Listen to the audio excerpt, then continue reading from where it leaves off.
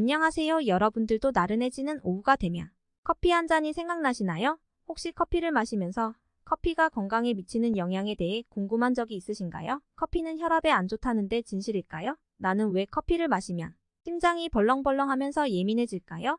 이러한 궁금증들이 있으셨다면 오늘의 영상 끝까지 시청해주세요. 커피의 영양 성분부터 성인의 하루 적정량, 커피를 피해야 할 사람, 함께 먹지 말아야 할 음식, 커피의 금단 현상까지 커피의 모든 것들을 파헤치는 시간이 되겠습니다. 지금 바로 시작합니다. 커피는 볶은 원두 콩으로 만든 전 세계적으로 인기 있는 음료입니다. 일반적으로 커피콩이라고 하는 이 씨앗에는 커피의 맛과 향, 그리고 우리의 몸에 기여하는 여러 가지 물질들이 있습니다. 다음은 커피에서 주목할 만한 성분들에 대해 알아봅시다. 첫째, 카페인. 카페인은 주의력을 높이고 피로를 줄이는 중추신경계 자극제입니다.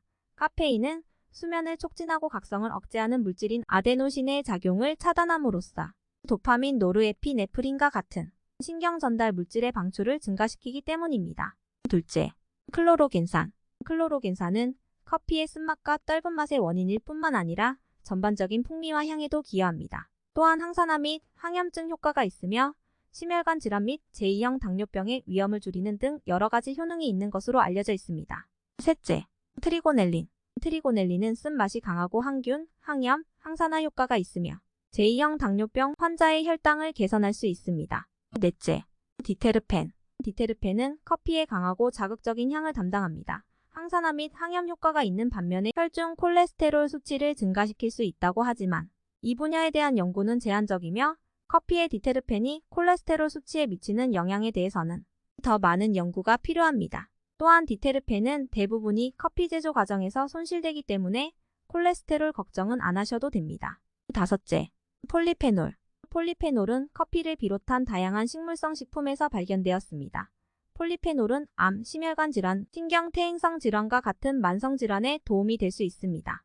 여섯째, 니아신. 니아신은 신체의 다양한 대사 과정에 중요한 수용성 비타민입니다. 니아신은 신체가 음식을 에너지로 전환하도록 돕고 건강한 피부, 신경 및 소화 시스템의 유지에도 관여합니다. 일곱째, 미네랄. 커피에는 마그네슘, 칼륨, 망간과 같은 소량의 미네랄이 있습니다.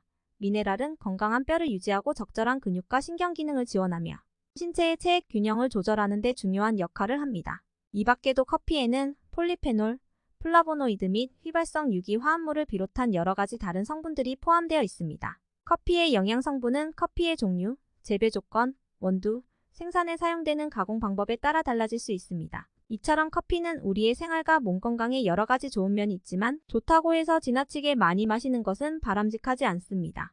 건강한 성인이 하루에 2-3잔까지, 즉 최대 400mg까지의 카페인은 안전한 것으로 밝혀졌습니다. 그렇다면 커피의 적정량만 지키면 모든 사람이 안심하고 마음껏 드실 수 있다는 건가요? 그렇지 않습니다. 다음은 어떤 사람들이 커피의 섭취에 있어서 주의가 필요한지 알아봅시다. 첫째, 임산부. 임신 중 높은 수준의 카페인은 유산 위험을 증가시키기 때문에 임산부는 카페인 섭취를 피하거나 하루 200mg 미만으로 제한하는 것이 좋습니다. 또한 카페인은 태아 성장에 영향을 미쳐 신생아의 출생 체중 감소로 이어질 수 있습니다. 따라서 임산부는 커피뿐만 아니라 차, 콜라, 초콜릿과 같은 카페인이 함유된 기타 음식 및 음료도 제한해야 합니다. 둘째, 불안장애가 있는 사람. 카페인은 중추신경계를 자극함으로써 일부 사람들은 커피를 마시고 심장박동수가 증가하거나 불안하고 신경이 예민해지는 현상이 나타날 수 있습니다. 또한 카페인은 신경안정제의 효과를 방해할 수 있기 때문에 약물 복용 시에는 커피를 피하는 것이 좋습니다. 셋째, 심장질환이 있는 사람. 카페인은 심장박동을 빠르게 하기 때문에 심장 두근거림, 협심증 등 심장 관련 환자에게 해로울 수 있습니다. 또한 카페인은 심장질환 치료약물과 상호작용하여 약효가 떨어지거나 부작용을 일으킬 수 있습니다. 넷째, 위장이 좋지 않은 사람. 커피는 산성음료이기에 위벽이 자극받아 위산이 증가하고 역류하는 증상이 나타날 수 있습니다. 따라서 위장이 좋지 않은 사람이 커피를 마시면 역류성 식도염, 위궤양, 위염 등의 질병을 유발할 수 있고 특히 공복에 마시면 증상이 더 악화될 수 있습니다. 다섯째, 수면장애가 있는 사람. 카페인은 수면을 방해합니다. 카페인은 섭취 후 체내에서 약 4시간부터 6시간까지 머무를 수 있습니다. 따라서 카페인에 예민하거나 수면 장애가 있는 사람은 늦은 오후나 저녁에 커피를 마시지 않는 것이 좋습니다. 여섯째, 고혈압이 있는 사람. 카페인은 일시적으로 혈압을 올릴 수 있으므로 고혈압이 있는 사람은 커피를 섭취할 시에 주의가 필요합니다. 커피의 효과는 사람마다 다를 수 있습니다. 따라서 특수 체질이나 질병이 있는 환자는 담당 의사와 상담하는 것이 가장 좋습니다. 다음으로는 커피와 함께 먹는 것을 피해야 하는 음식에는 어떤 것들이 있는지 알아봅시다. 첫째, 산이 많은 음식. 커피, 알코올, 오렌지, 레몬, 귤, 탄산음료 등은 모두 산도가 높습니다. 산이 많은 음식은 피를 자극하여 위산 분비를 증가시키기 때문에 위산 역류 및 속쓰림과 같은 증상이 나타날 수 있습니다. 또한 이러한 음식은 치아뼈를 침식할 수 있기에 치아 건강에도 좋지 않습니다. 따라서 산이 많은 음식을 섭취한 후 물을 마시면 입안의 산을 중화하고 치아 건강의 위험을 줄일 수 있습니다. 둘째, 특정 약물.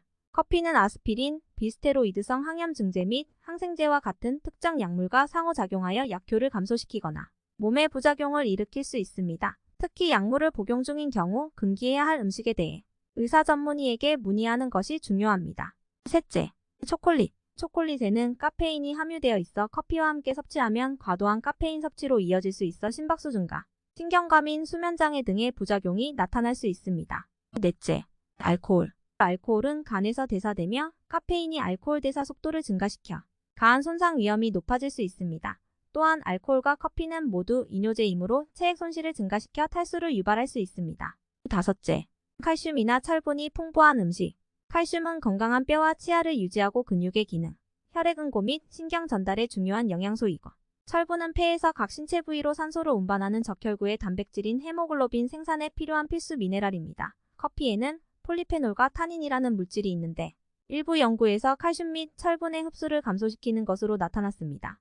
또한 커피는 산이 많아 위장에서의 칼슘이나 철분의 흡수를 억제할 수 있습니다. 칼슘이나 철분이 풍부한 음식으로는 우유, 치즈, 요구르트, 케일, 시금치, 두부, 두유, 콩, 육류, 생선 등이 있습니다. 혹시 이런 분 계신가요? 지금까지 커피를 꾸준히 마시다가 끊었더니 예민해지고 두통이 생기는 경험이 있었나요?